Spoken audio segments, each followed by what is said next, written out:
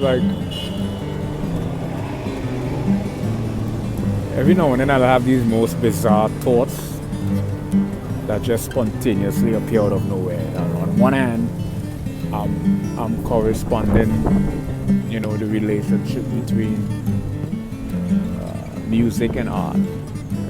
Music from a compositional standpoint,